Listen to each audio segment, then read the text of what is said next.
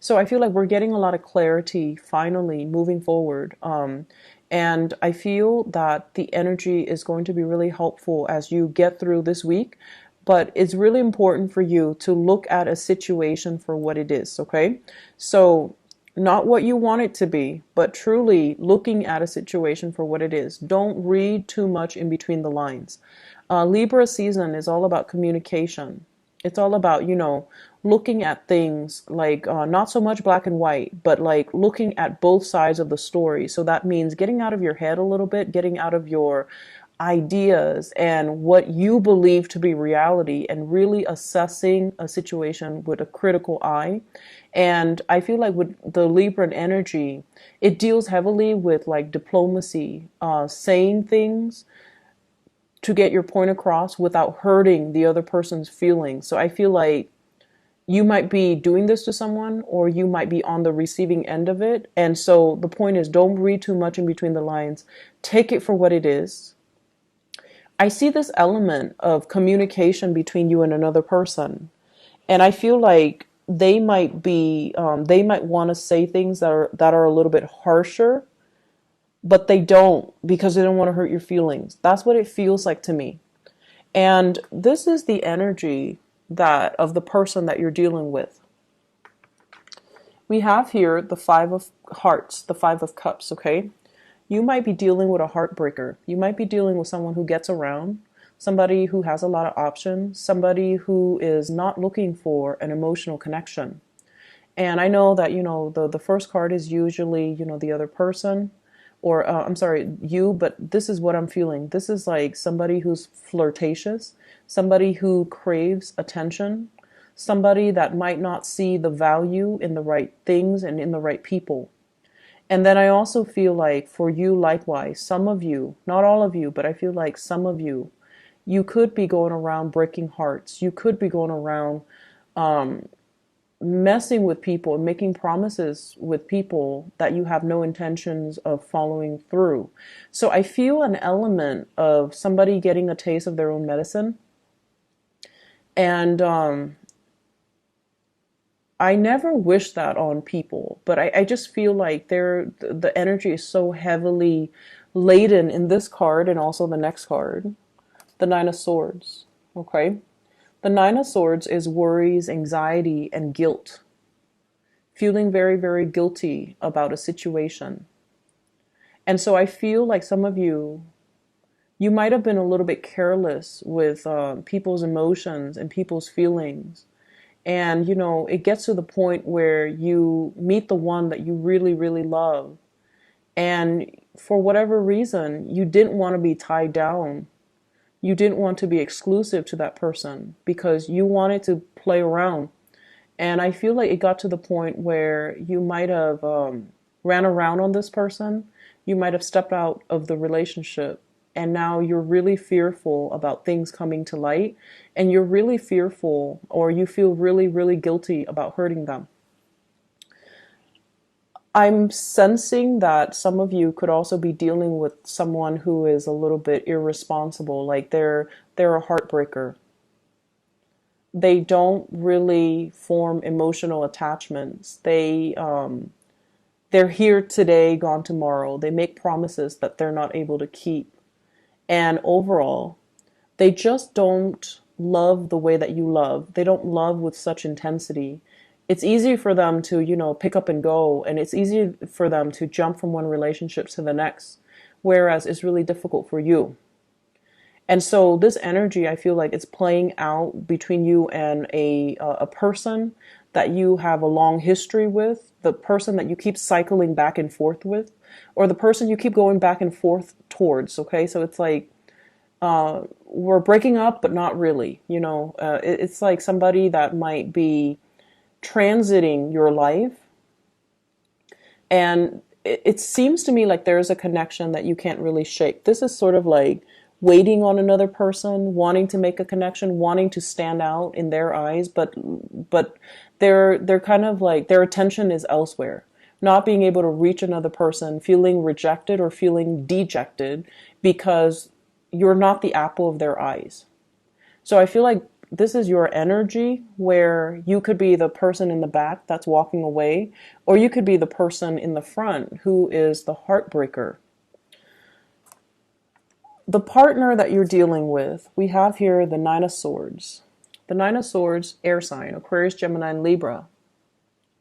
This is somebody that has a lot of worries and anxieties. They're kind of like a perpetual planner. They worry about things. They plan out the future, and they're so far in advance that they kind of work themselves into a frenzy. I also feel this energy about, someone who's very seductive. You wanting to get this person's attention, being the seducer. And I feel like their minds, they're scattering their attention elsewhere. They're focused on other things. They're focusing on the bigger picture with the Wheel of Fortune. Okay? Worrying about the future, worrying about like, where am I going to be tomorrow? What am I going to be doing? When am I going to get married? When am I going to settle down? When am I going to have children? When is my career going to take off? So with the major arcana card, the Wheel of Fortune deals with bigger things. It's not just love and commitment in relationships. It's more like, what is my life's purpose? Where am I headed? Am I exactly where I need to be? Am I on the right track? So I feel like somebody is very racked with a lot of anxieties and worries. And because of that, they're not able to live in the moment and enjoy the moment with you. They might also be contemplating some major travel, some major career changes, some major moves in their own lives. And so they're not able to, be in the moment and enjoy what they have. They're constantly scanning the horizon for new opportunities. So I feel like you might be dealing with someone who's opportunistic. I'll take what I can get. I'll take it for what it is. I'll take it today, and then if something better comes along the next day, I'll take that and leave this. So I'm sensing here, in terms of the relationship department, I just feel almost like you're barking up the wrong tree, or you're with somebody that might not be, you might not be the sole focus of their attention because of other things, okay? It's sort of like life is driving a wedge between you and another person, where the two of you are not able to come together because of where you are in life, because maybe your life goals and your career and your aspirations are not in alignment with one another. And so it's not really coming in together or coming back in together. It's disallowing you to really make an emotional connection. And what I feel though, your energy, you definitely really have somebody that you feel strongly for. This is your energy here, Scorpio, with the King of Cups. This is someone who's very romantic. And I almost see like a maternal energy, even though it's the king. It's somebody that is, they're very nurturing. They like to take care of people. They like to take care of children. They like to take care of animals. They have a boundless amount of patience. They don't yell. They don't raise their voice. They like to cook. They like to feed their loved ones. They like to comfort people when someone is down. And so I feel like the energy that you exude, and you've done a lot of work on yourself, and especially that Saturn return, it's made you a better person. It's made you, it was definitely challenging, but it made you appreciate loyalty. It made you appreciate, the softness in your interactions with another person. And I feel like, as difficult as that Saturn transit a few years back was, it really made you grow as a person, and that you can be a lot more tolerant, compassionate, and understanding. And as a result of it, I feel like, you have someone in your life and you really respect them. You really want to make an offer to them. And you have in your mind what the future is going to look like, what the future is going to hold. But at the same time, the person that you're dealing with here, we have the Eight of Pentacles. Someone who's a workaholic, someone who's so focused on building wealth, building their career, building things for themselves that they're not really able to accept the offer. Someone whose attention and focus is really elsewhere. And so while you spend a lot of time making gestures towards the other person, they're not really noticing it. Or they have other options and they're not able to see the value and the devotion and the level of commitment that you're able to give them. Because, for them, whatever it is that they need in their lives, it's different. Like goals and aspiration, dreams, and ultimate end goals and professional development and achievements. These are the things that they care about. They care about all the tangible things, and they're not looking at you with your full potential. So it's almost somebody who is not really interested in looking for love. Maybe they're like this. They want to have experiences. They're not looking for the great love or the grand love, and they might not see the value in the right things. So you're kind of barking up the wrong tree. You're kind of barking up the wrong tree with this person. I feel like for those of you who are single, you're really looking for love. You're really looking for that emotional connection with another human being. And you might, gravitate towards the first thing that sticks, and you're not being discriminate, and you're not really looking at things from the other person's perspective, and you're not really assessing what is it that they need? What kind of a person are they? And, if I care about them, if I love them, what can I offer that they will accept? What can I offer that they will love? So I feel like you're very fixed in your ideas of what love means to you.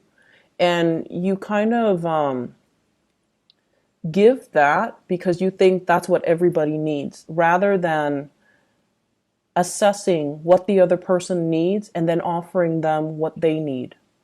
And so I feel like there's a mismatch in values. There's a mismatch in expectations, and there's also a mismatch in this person is clearly focused on other things. And I feel like you're not really seeing that for whatever reason.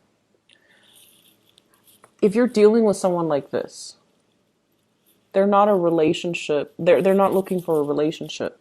They're just not looking for a relationship.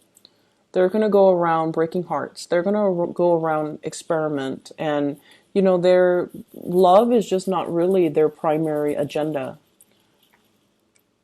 They're focusing on themselves. They're focusing on their own lives. They're focusing on their career, trying to make some big major strides, trying to build up their financial foundation. And they're trying to, get their life in order so that they can feel proud of their accomplishments and their achievements.